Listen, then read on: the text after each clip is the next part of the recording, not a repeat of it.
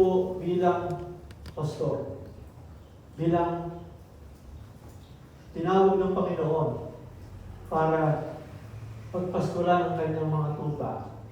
Bahagi po ng panawagan ko ang ituro ang lahat ng katotohanan ng salita ng Diyos. At bahagi po ito na itinuturo ng salita ng Diyos. Kaya hindi ko po ito maaaring takbuhan at iwasan, lalong-lalo na sa ating church. Dahil ito ay kailangan maintindihan ng bawat iglesia at bawat mananampalataya. Kung ano ang gustong sabihin ng Diyos tungkol sa pera, kung paano ito gagamitin sa personal na buhay, hindi ng tao, kundi ng iglesia. Ang pagbibigay ay mahalagang bahagi kasi ng buhay pagsamba ng isang mananampalataya at ng buong iglesia. Bahagi ito na disenyo ng Diyos. Kahit sa simula pa lang po ng mga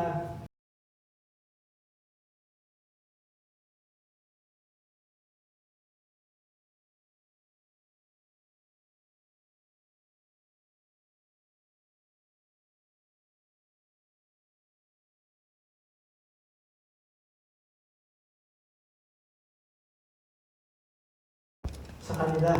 At nakita nila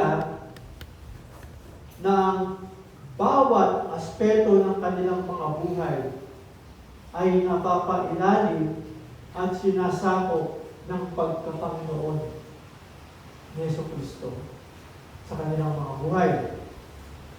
Maliban dito, ito ay tumutulong para lumago ang gawain ng Diyos.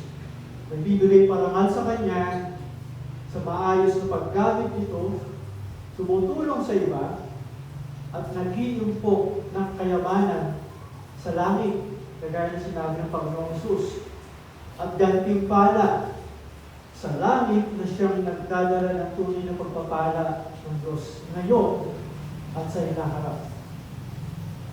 Wala pong ibang simpleng dahilan kung bakit dapat o bakit itinakda ng Diyos ang pagbibigay bilang bahagi ng buhay ng kahit na anong tunay ng iglesia. Kundi ang tatalakayin natin ngayong Sunday. Mula po sa 2 Corinto chapter 8. 2 Corinto chapter 8. Kung tutusin, ang buong topic po ng pagbibigay o pagkakaloob ay nasa loob po ng dalawang chapters na to. Una, 2 Corinto chapters 8 and 9. Pero dito po sa chapter 8, sa unang bahagi po ng pagkakasulat nito ni Apostol Pablo, gusto ko po na makita natin, maunawaan natin, na ang pagbibigay ay may direktang kaugnayan sa kagandahang loob ng Diyos at sa mismong mensahe ng Ebanghelyo. Kung meron kong tanong sa inyo, bakit kailangan magbigay? Bakit inaasahan ng Diyos ang pagbibigay bilang bahagi ng buhay ng Kristiyano? Ito po ang sagot mula sa pag-aaral natin ngayong umaga. Dahil ang pagbibigay ay may direktang kaugnayan sa kagandahang loob ng Diyos at sa mismong mensahe ng Ebanghelyo ng mabuting balita. Ang kagandahang loob ng Diyos ang nagdidikta at dapat magdikta kung bakit at paano ginagawa ang pagbibigay bilang mananampalataya ni Jesus. Okay? Bakit at paano sinasagot ito ng kagandahang loob ng Diyos sa pamamagitan ni Jesucristo? Ito po ang dahilan kung bakit bahagi ng buhay ng iglesia ang pagbibigay. Hindi po una ang pangangailangan, hindi una ang iba pang mga maaaring maisip namin dahilan. Kundi unang-una po ay ang ating tinanggap mula sa Diyos, ang kanyang masaganang kagandahang loob. Bago po tayo magpatuloy sa katawan nitong mensahe ito, Basahin lang po muna natin ang 2 Korinto chapter 8 verses 1 to 5. 2 Korinto chapter 8 verses 1 to 5. Ito po. Sundan niyo po yung pagbasa ko sa verse 1 hanggang verse 5. Mga kapatid, nais namin malaman ninyo ang ipinakitang kagandahang loob ng Diyos sa mga iglesia sa Macedonia. Dumanas sila ng matinding kahirapan at ito'y isang mahigpit na pagsubok sa kanila. Ngunit sa kabila ng kanilang pagiging kahos, masayang-masaya pa rin sila at bukas ang palad sa pagbibigay. Sila'y kusang loob na nagbigay, hindi lamang sa abot ng kanilang kaya, kundi higit pa. Alam ko ito sapagkat mahigpit lang ipinakiusap sa amin na sila'y bigyan ng pagkakataong makatulong sa mga kapatid na nangangailangan. Verse 5, at higit pa sa inaasahan namin. Ibinigay nila ang kanilang sarili una sa Panginoon at pagkatapos ay sa amin, ayon sa kalooban ng Diyos. So maganda at dapat na maintindihan muna natin, diba, kung anong nangyayari dito. Kung talagang ito ay tungkol sa pagbibigay. Ano ang nangyayari at ano yung nangyari para ito ay pag-usapan ni Pablo sa sulat niya sa mga taga-Korinto. Diba? Alam natin dapat yung motibo. Parang gano'n. Diba? Anong motibo niya? Bakit niya ito sinasabi? Bakit siya umabot sa ganitong klase ng usapin sa mga mananampalataya sa Korinto? Itong 2 Korinto, itong sulat po na ito, na 2 Korinto, so obviously, kalawang sulat, meron siyang unang sulat. Ito yung pangalawang sulat niya. Sa mga taga-Korinto, mga mananampalataya sa Korinto. Isinulat na rin ito dahil may mga concern siya noon sa mga taga-Korinto. Kung sa 1 Corinthians, sa unang Korinto, unang sulat niya, may mga concerns siya. Dito rin, meron siyang concerns din dito. Pero iba na yung concerns niya dito sa pangalawang sulat. Dito sa pangalawang sulat, may mga false teachers. Okay? Bulaang tagapagturo. False teachers. Noong mga panahon na yon na nagpapanggap na apostol. At ang gusto nilang gawin, ito ang pangunahin nilang layunin. Sirain ang pangalan ni Pablo. Dahil sa pamamagitan ng pagsira sa pangalan ni Pablo, masisira nila ngayon kung ano yung mensaheng binibigay niya. Diba? Kapag ako, nasira ang imahe ko sa inyo, pakikinggan ko pa ako. Hindi na, di ba? So yun yung kanilang paraan para ilihis sa mga mananampalataya sa sinasabi, tinuturo ng magandang balita, ng mabuting balita. So kailangan nilang unang gawin, sirain yung nagpapahilan mo. So yun yung ginawa nila kay Pablo. Dahil kung maniniwala din sila, itong mga mananampalataya, kung naniniwala kay Pablo, by the way, si Pablo ang nagtanim, ang nagpastor sa mga taga-Korinto, sa church ng Korinto. Kaya sobrang kanyang puso dito. Ang damdamin niya, nag-uumapaw sa kalungkutan, sa kanilang mga responses, sa kanilang pagkatangay sa mga tagapagturo na ito, mga false teachers na ito. Pag naniwala sila, kung maniniwala pa rin yung mga tao kay Pablo, wala nang silbi yung kanilang false teaching. Diba? Wala nang makikinig din sa kanila. Kaya ganun ang kanilang ginawa. Kaya nga nakakalungkot na nadala ang marami sa kanila. Sa panlinin lang na ito, nagsimula silang magduda kay Pablo. Pag binasa ninyo kay 2 Korinto, makikita ninyo kung ano ang naging response sa kanya. Ano na ang naging tingin sa kanya. Parang hindi na sila sigurado kung totoo ba ang pagmamahal sa kanya ni Pablo. Sa kanila ni Pablo. At kung tunay ba ang pagkatao ni Pablo.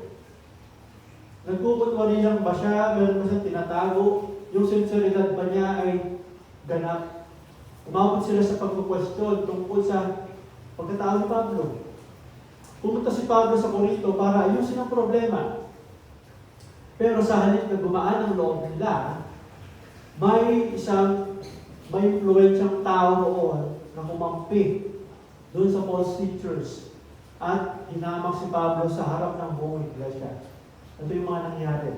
At sa halip na ipagtanggol nila si Pablo ngayon at ang ebanghelyo na kanilang tinanggap at itinuro sa kanila ni Pablo, hinayaan lang nila ng mga taga-Corinto na mangyari yun. So, may mga nagduda na kay Pablo. So, pagkatapos nito, bumalik si Pablo doon. Pero sumulat ulit si Pablo ng isang mas matigas na sulat na may dating. Strong letter. Okay? Pero yung strong letter na to, wala sa Biblia. Hindi na yung sinama. Kasi ayon sa mga scholars, hindi lang dalawang sulat ang ginawa ni Pablo. Sabi nila 3 to 4. Hindi na sinama yung iba. Pero may binabanggit sa itong sulat na hindi naman talaga makikita dun sa first letter. So, totoo na meron siyang sinulat na hindi na sinama dito sa Biblia. Pero sinasabi doon sa unang sulat na yun, sinasabihan niya sila ng diretso dahil sa hindi nila pag-ayos, pagdirekta, pagharap sa kasalanan sa loob ng iglesia. At dahil sa paglayo nila sa tinuturo niya, hindi siya nasasaktan dahil lumayo sila sa tinuro niya. Nasasaktan siya at nagkaroon siya ng ganitong damdamin dahil lumalayo siya sila sa Panginoon mismo. Kung anong katotohanan.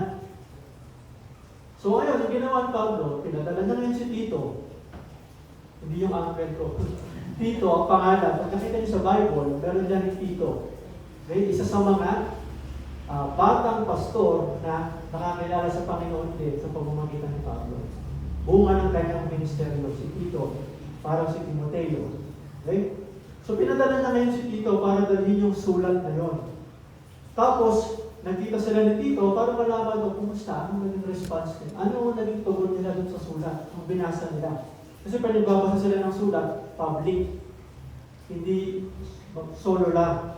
Babasahin yun sa harap ng buong church. Ngayon, ito yung naging tugon nila. Ano naging tugon nila? Mababasa natin yun actually sa chapter 7 verses 4 to 16. Pero mahaba yun. Hindi ko na yung pababasa sa inyo. Basahin yun later. Pero anong laman nun? Makikita natin sa verse 4, yun yung verse 4 lang muna. Magkakaroon tayo ng hint. Ano ang naging response nila? Sabi ni Pablo, lubos ang aking pagtitiwala sa inyo. Lagi ko kayong pinagmamalaki sa kabila ng lahat naming pinitiis. Ang nadarama ko'y kaaliwan na bumapaw sa puso ko ang kagalatan. And then sa verse 16, anong sabi niya sa kanila? Salamat sa Diyos dahil inilagay niya sa puso ni Tito ang gayon ding pagmamalasakit. So, verse 8, chapter 8 pala yun. Labis ako nagagalak dahil kayo'y lubos ko mapagkakatiwalaan. Ano nangyari? Ibig sabihin, umilos ang Panginoon sa puso ng mga mananampalataya. Nabago na ngayon ulit yung kanilang pananaw kay Pablo. Naging okay na sila. Naniniwala na sila kay Pablo. Hindi na sila naniniwala sa mga false teachers. At hindi lang yun. Nung nalaman nila na mali pala yung kanilang pag-iisip tungkol kay Pablo, nagsisi sila. Pinagsisiyan nila yung ganong klaseng pananaw at paniniwala nila sa mga false teachers na nakasakit, nasaktan, tuloy yung kanilang pastor na si Pablo. Nagsisi sila at muling ipinakita ang pagmamahal at katapatan nila sa Panginoon sa pamamagitan ni Pablo. So, ito yung nangyari. Ngayon, maayos na ulit yung relasyon nila. Buo ang tiwala ulit sa kanila. Sa kanya, ng mga mananampalataya. Dito niya ngayon, sinimulang pag-usapan kasama sila yung tungkol sa pagbibigay. Hindi sa kanya, okay? Hindi kay Pablo.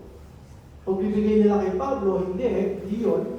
Kundi ang pagbibigay para sa mga naghihirap na mananampalataya sa Jerusalem. Kasi during this time, naghihirap na ang mga mananampalataya church sa Jerusalem. Binibigyan ko po kayo ng background. Huwag po kayo mag-alala. Kung nag-iisip kayo, kung mag-overtime tayo, verse 1 lang po yung pag-uusapan natin ngayong umaga. Okay? So, anong nangyari? Bakit mahirap yung mga nasa Jerusalem na mga mananampalataya? Noong unang church, okay? Remember, pag binasa niyo sa Acts, nag-preach si Pablo ng maganda ng ebanghelyo. Ilan libo yung naniwala? 3,000. 3,000 sabi dito. Siyempre, may mga iba pang mga lalaki na kasi yung bilang dun. Okay? So, 3,000. And then, lahat ng mga nanampalataya, lahat ng mga nagpunta doon, galing sa iba't ibang lugar. Okay? Hindi lang sa lahat sa Jerusalem galing doon. Although marami sa kanila mga Hudyo, pero marami doon hindi Hudyo, mga Hintil, galing sa iba't ibang lugar. At nung sila ay nakakilala sa Panginoon, nakita nila yung magandahan na pananatili doon ngayon sa Jerusalem. Kasama ang bagong pamilya nila sa Panginoon. So hindi na sila ngayon nagsibalikan sa kanilang mga lugar, sa kanilang mga bansa, mga bayan.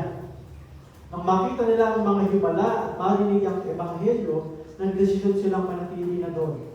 At nung panahon ngayon, ang iglesia lang sa Jerusalem, ang nag-iisang iglesia sa buong mundo. Unang iglesia. Okay? Kaya 3,000 nagsisiksikan sila doon. Imagine niyo yun. So yun yung unang tinatag ng Diyos na iglesia ng Panginoong Jesucristo. Hindi nila inaasahan na mananatili sila roon ng matagal. Kaya karamihan sa kanila ay iniwan ang lahat ng meron sila para lang manatili kasama ang mga kapatiran sa Jerusalem.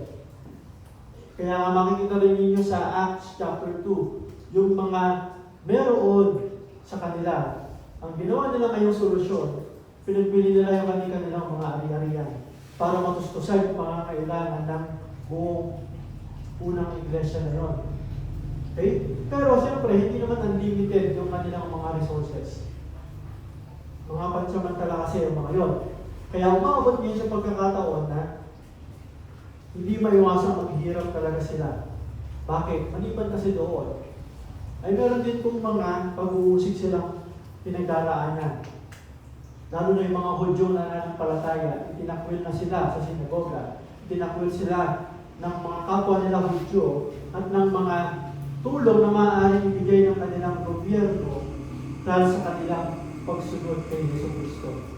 So ganito ang nangyari sa mga mananampalataya doon. Imagine niyo, ang dami-dami nila doon, libo-libo, tapos nagkaroon ng ganitong paghihirap.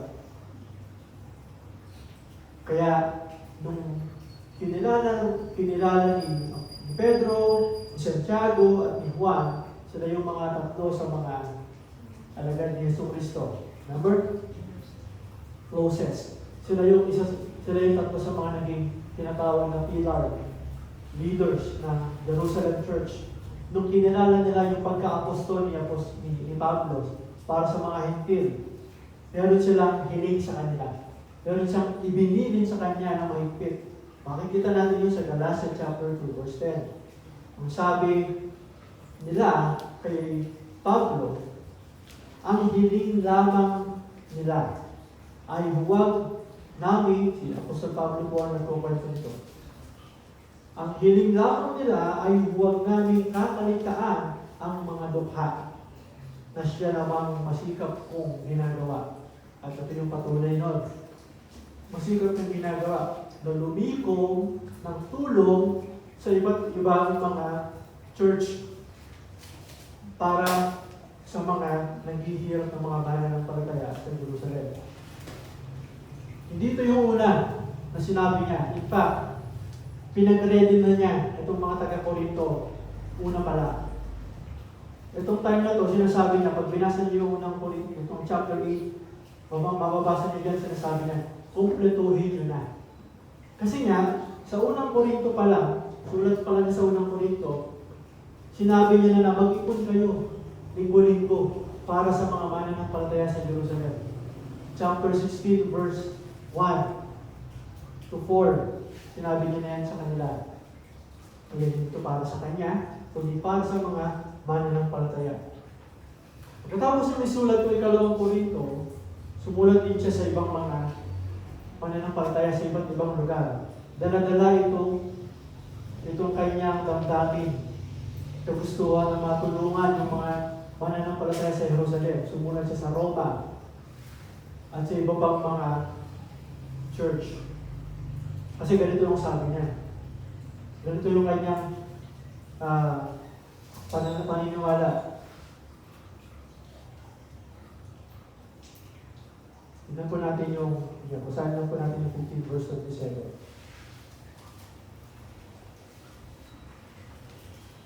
Roma chapter 15 verse 27. Dahil ang mga hentil, malugod nilang ginawa iyon. At talaga namang dapat nilang gawin. Sabi niya, ito yung pagbibigay sa mga mananampalataya sa Jerusalem. Dahil ang mga hentil ay nakabahagi. Sino yung mga hentil? Lahat ng hindi Hudyo. Sabi tayo. Dahil ang mga hentil ay nakabahagi sa mga pagpapalang espiritual ng mga Hudyo, marapat lamang na bahaginan nila ang mga Hudyo sa pamamagitan ng mga pagpapalang material. Okay? So sinasabi niya ngayon dito, balik tayo sa ikalawang Korinto, chapter 8. Itong kanyang inaasahan na makukolekta niya sa mga mananampalataya sa Korinto ay pinahanda niya na mga mahigit isang taon na nakalipas. Kaya nga sabi niya dito sa verse 11, yun yung verse 11, sabi niya, kaya tapusin na ninyo ito. Ang sigasig ninyo noon sa paghahangad ay tumbasan ninyo ng sigasig na tapusin ang bagay na ito. Magbigay kayo ayon sa inyong makakaya. So pinag-ready sila. Hindi to on the spot na paghiling ni Pablo sa mga mananampalataya doon. And mula dito sa konteksto na to, sa picture, na nakita natin kung bakit siya humihiling at humihingi ng tulong, material na tulong mula sa mga taga-Korinto para sa mga mananampalataya na naghihirap sa Jerusalem. Ipapakita na ngayon dito sa kanila at sa atin na ang kagandahang loob ng Diyos ang mismong nagbibigay at magbibigay kakayahan sa mga mananampalataya upang tuparin ito, panawagan ito, ang pagbibigay. So una natin makikita na habang tinatalakay ito, makikita natin ang 4 na katotohanan tungkol sa kagandahang loob ng Diyos sa atin, sa ating pagbibigay bilang mga mananampalataya ni Kristo. Okay? Bilang mga mananampalataya ni Kristo. Una, ang unang katotohanan natin makikita rito, ang kagandahang loob ng Diyos, ang motivasyon sa pagbibigay. Ang kagandahang loob ng Diyos, ang motivasyon sa pagbibigay. Nasa verse 1. So tayo sa verse 1. Mga kapatid, gusto kong bigyan na emphasis yun. Mga kapatid, ibig sabihin, ang kausap na rito, mga mananampalataya ng Panginoong Kristo. Mga nakaranas ng kagandahang loob ng Diyos sa pamamagitan ng pagtanggap ng kaligtasan. Sabi niya, nais namin malaman ninyo ang ipinakitang kagandahang loob ng Diyos sa mga iglesia sa Macedonia. Kung babasahin natin lang ito, Parang wala naman siyang ibang implikasyon. Lalo na kung dito sa Tagalog natin. Pero ano ang gusto niya ipahiwatig dito sa atin at sa kanila?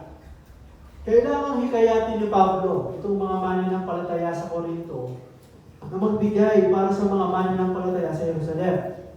Diba? Kumbaga parang gagawa ka ng proposal. Gusto mo silang hikayatin na gawin ito, maging bahagi sila ng ganitong gawain. So ano yung una niyang naisip? Kailangan niyang pukawi, natin salitang pukawi. Mga Tagalog kasi yun. Pukawi, gusto niyang enganyuhin, anyayahan ng masinhi ang malasakit nila para sa mga kapatid na hindi man lang nila nakikilala. Diba? Kita ninyo kung bakit kailangan niyang i-establish yung kanyang reputasyon ulit sa kanila.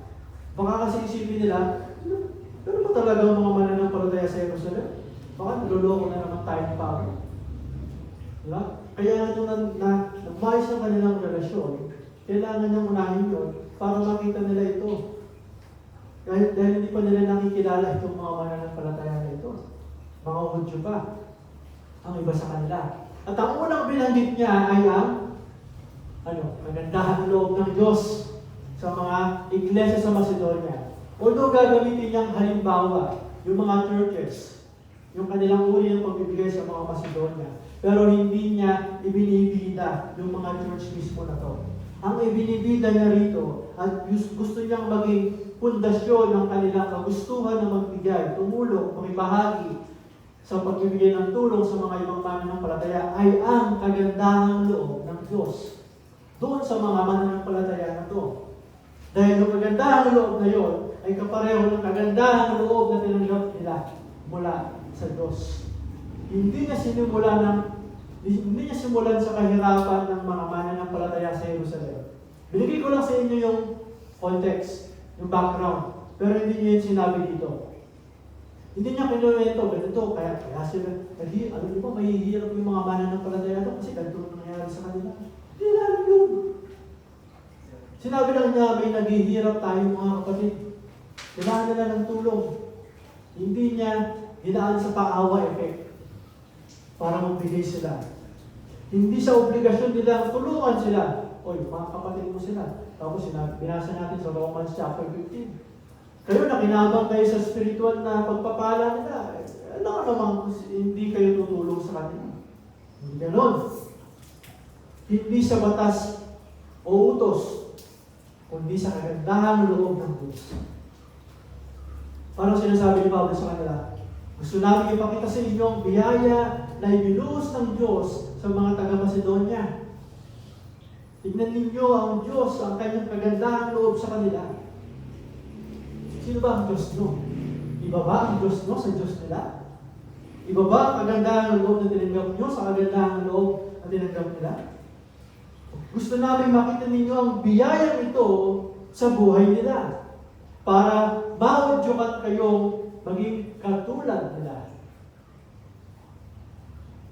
Titignan natin sa susunod na linggo yung mga anyo ng kagandahang loob sa buhay ng mga mananampalataya doon. Pero dito gusto ko lang mag-focus tayo. Bakit nga? Ano ang sapat na motivasyon para sa atin? Para simulan ito at magpatuloy sa gawain na ito.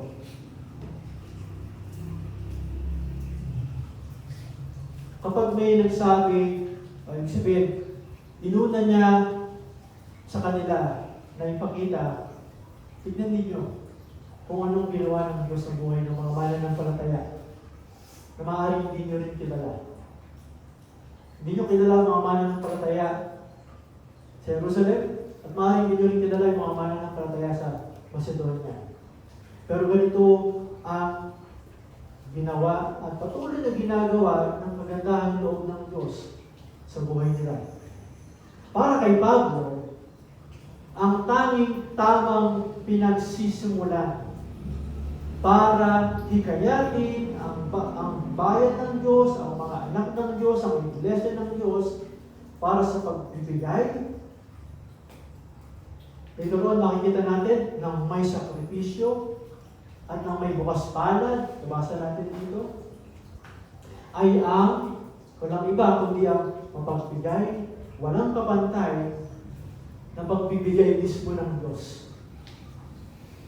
Ano yun? Yung kanyang kagandahang loob na kanyang ipinakita sa lahat ng tao at tinanggap naman ng mga mananampalataya ni Kristo. Ginamit ni Pablo yung salitang kagandahang loob na to. Interesting. Sa buong 2 Corinthians, ginamit niya ito ng mahigit 30 times. Pero dito sa chapter 8 na, alam niyo kung ilang beses niyang binanggit ito? Not 38 times. Ganito ako. 39 verses kasi ito pag binilang mo. If not mistaken, 18 times. 18 times. Let me verify that. Okay? I-verify ko yan. Pero for this particular chapter 8, 10 beses niya ginamit yung salitang kagandahan ng loob ng Diyos. 10 beses. So, ibig sabihin, ang kanilang pagkikibahagi sa pagbibigay para matulungan ang mga mananampalataya na naghihirap doon sa Jerusalem ay hindi dapat at hindi magkakaroon ng motibasyon para sila ay maging tinatawag na nagkakawang gawa lang. Para mas maging mabuting tao ako. Kundi ang kagandahan loob ng Diyos. Kagandahan loob ng Diyos.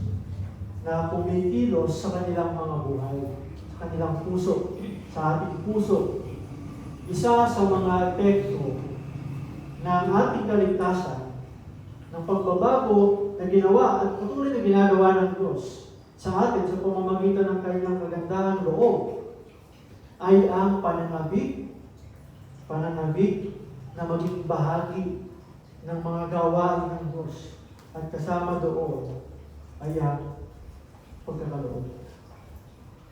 Sinabi niya sa verse 4, tignan niyo paano niya describe yung mga taga-Macedonia. Sabi niya sa verse 4, mahigpit nila ang ipinakiusap sa amin na sila bigyan ng pagkakataon makatulong sa mga kapatid na nangangailangan.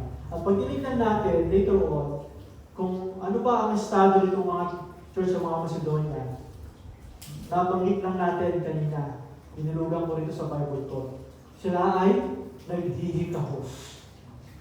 Naghihikahos. Paano ba i-describe ang isang tao na naghihikahos? Kumakain lang 2 beses sa isang araw? Gutom. Bihirang kumain ng 1 beses sa isang araw. Yun ang naghihikahos para sa akin. Naghihikahos na sila. Wala na silang makain. Deep poverty sa English. Malalim yung kanilang kahirapan. Pero, sa kabila nito, umiral ang kagandahan loob ng Diyos sa kanila. Sa dami po ng pagkakabanggit dito, sinabi ko nga sa inyo, kagandahan loob. Tignan niyo po yung pinaka-nangingibabaw na paggamit na dito, ng salitang loob. 2 verses. Verse 9, dito sa chapter 8.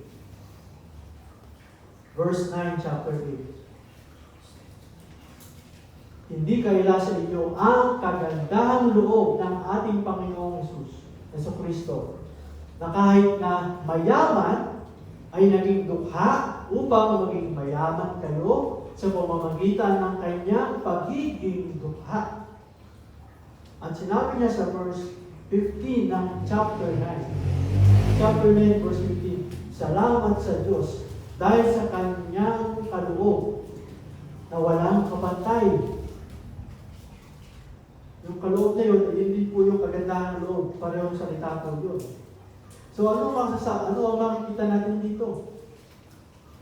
Ang pinaka mataas, ang pinaka ruro ng kagandahang loob ng Diyos na siyang pangunahing motibasyon para sa tapat na pamumuhay ng Iglesia ng Diyos, kung saan bahagi ang pagbibigay ay ang hindi mailalarawang kagandahang loob ng Diyos sa pamamagitan ng kanyang anak at ating Panginoong Kristo.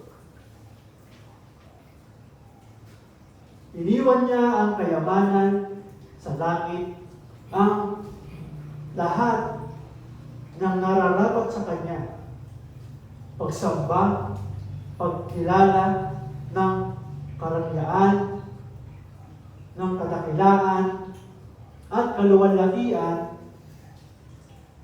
at niyakap ang kahirapan ng pagiging tao. Kung mai-imagine lang po natin yun, hindi po maikukumpara yung difference nun. Sa langit, si Jesucristo, walang tigil ang pagsamba ng mga anghel. Pero nung siya naging tao dito, lalo na nung siya ay nagkaroon na po ng mga pagkagalit sa kanya, walang tigil ang pag-alimura sa kanya ng mga taong nilikha niya, ng mga taong siya mismo ang nagbigay buhay. Ganito ang anyo ng kagandahan loob ng Diyos sa atin sa pamamagitan ng kanyang anak na si Jesucristo. Para lamang tayo na dating walang kayamanan sa harap ng Diyos ay yumaman sa pamamagitan ng katuwiran ng Diyos mismo na kay Kristo at makamtan natin ang kayamanang tunay. Tunay na kayamanan. At makilala sa Kristo, mahalin si Kristo, at paglingkuran si Kristo. Dito, una at pangunahing katotohanan na ginamit ni Pablo para anyayahan ang mga mananampalataya, para maging bahagi ng gawain nito na tinakda ng Diyos para sa kanyang iglesia. Ipinapakita dito ni Pablo na may direktang koneksyon sa pagitan ng kaligtasan na ibinigay ng Panginoong Kristo sa pamamagitan ng kanyang pagkakatawang tao at pagkapako sa krus at muling pagkabuhay. Ito ay may direktang koneksyon sa ating mga praktikal na buhay, maging sa ating pagbibigay. Nakikita ni Pablo at gusto niya na makita nila at makita natin ang kagandahang loob ng Diyos sa Ebanghelyo ni Kristo. Hindi lang bilang daan papasok sa kaharian ng Diyos, kundi bilang pinagmumulan din mismo ng lakas at motibasyon na nagpapatibay sa atin sa araw-araw na pamumuhay, kung saan bahagi ko ay ang pagkakaloob, pagbibigay sa Diyos. Hindi lang simpleng kwento ang Ebanghelyo para maligtas tayo, para maligtas ako at ikaw sa impyerno. Kung may bahagi tayo sa mga pangako ng Ebanghelyo, dapat ipakita ang katotohanan ng Ebanghelyo sa buhay natin. Yun yung sinasabi niya dito. Dapat natin iakbat, hubugin ang paraan ng ating pag-iisip. Remember Romans 12, chapter 12 verses 1 to 2. Ang ating paraan ng pag-iisip, pananalita, pagkilos at pagtingin sa mga bagay sa paligid natin. Sa halip na gamitin ni Pablo ang maraming ibang paraan para mahikayat ang mga mananampalataya sa Korinto na magbigay. Hindi naman mahirap yung mga taga-Korinto. Mas mahirap pa yung mga taga-Macedonia. By the way, sa Macedonia, hindi lang siya isa. May mga ibang churches po doon. Pilipos, pag binasa niyo yung Pilipos, makikita niyo yun, masisense nyo. Sa Thessalonica, ganoon din, masisense nyo rin yung kanyang pinapahiwatig na pasasalamat sa kanilang pakikibahagi dito sa project niya na to para sa mga ibang mananampalataya. Hindi kung ano pa mang mga paraan na maaaring isipin, maaaring gawin, na maaaring namang katanggap-tanggap. Kumbaga pwede na. Sa halip, pinaalalahanan niya sila at pinapaalalahanan niya tayo ng ebanghelyo na nagligtas sa atin. Kung saan ang napakadakilang anak ng Diyos ay pinili ang maging dukha upang maging mayaman ang mga sumasampalataya sa Kanya. Hindi ibig sabihin ito, literal tayong yayaman. Hindi ibig sabihin na ang kagandahang loob ng Diyos ay magbibigay sa atin ng pagkakataon na yumaman. Hindi po. Ang sinasabi na dito, tayo ay dukha. Tayo ay walang Diyos Ama noon. Tayo ay walang patutunguhan, kundi impyerno. Pero sa pamamagitan ni Jesus, naubod ng yaman sa lahat. Ubod ng dakila sa lahat. Pinili niya na yakapin ang limitasyon ng ganitong anyo na walang kaparis ang hirap upang maranasan natin yung yaman ng Diyos. Anong yaman yun? Hindi yaman dito, kundi yaman sa langit. Upang dalhin tayo sa Kanya, hindi lang tahanan, hindi lang palasyo, kundi kaharian. Kanyang kaharian. Batay sa katotohanan ito, hinihikayat niya tayo na mamuhay na naaayon sa biyayang natanggap natin. Maliit ba ang kagandahang loob sa atin ng Diyos? Hindi niya na pinag-usapan dito ang laki at liit ng binibigay. Wala ka makikita dito sa buong chapter na to na nagtutukoy siya ng halaga, ng porsyento, ng laki, ng liit na kanilang ibibigay. Ang sabi niya doon sa verse 11, di ba? Ayon sa inyo makakaya at hindi ayon sa hindi nyo kaya. Dahil yun mismo yung kagandahan loob sa atin ng Diyos. Kung paano kumilos ang kagandahan loob sa atin, yun. Yun ang kayamanan mo. Ng bawat isa sa atin. Ang biyaya ng Diyos ay kumilos sa puso ng mga taga-Macedonia. Ang tunay na pinagmulan, walang iba, kundi ang kagandahan loob ng Diyos sa kanila. Hindi sila nag-guilty. At hindi din iname o hindi nilayon ni Pablo na guiltyhin ang mga mananampalataya sa Corinto. Gumamit siya ng mas mahirap na church. Sila nga, ang hirap-hirap nila. Bigay sila, tapos kayo, hindi naman kayo mahirap. Hindi kayo magbigay. Wala siya ganun dito. Anong focus niya? Ang kagandahan loob ng Diyos lang. Ang tanging kagandahan loob ng Diyos. Hindi ang kabutihan ng mga taga-Macedonia ang halimbawa na binigay ni Pablo. Ang biyaya ng Diyos na ibinigay sa kanila na tinanggap din ng lahat ng iglesia bilang pinagmumula ng motibasyon ng pagbibigay bilang mga Kristiyano. Mga kapatid, at pag sinabi ko mga kapatid, tinatawag ko yung mga kapatid sa Panginoon, kung talagang kapatid na kita sa Panginoon. Kailangan natin tanongin ang ating sarili. Kung bikilos ba itong kagandahan ng loob ng Diyos na ito sa ating puso? Ang kagandahan ng loob na ito ay masagana bang dumadaloy? Kung paano itong masaganang dumaloy sa buhay ng mga taga-Macedonia sa pamamagitan ng maliwanag na pagkakita sa kaluwalhatian ni Kristo. Binuksan nila ang puso nila dahil nakita nila, at lalo natin makikita sa susunod na Sunday, ang kahigitan ng kayamanan ni Kristo sa anumang mga limitasyon at mga masasabi na walang kakayahan nila para maging bahagi ng gawain nito ng pagbibigay.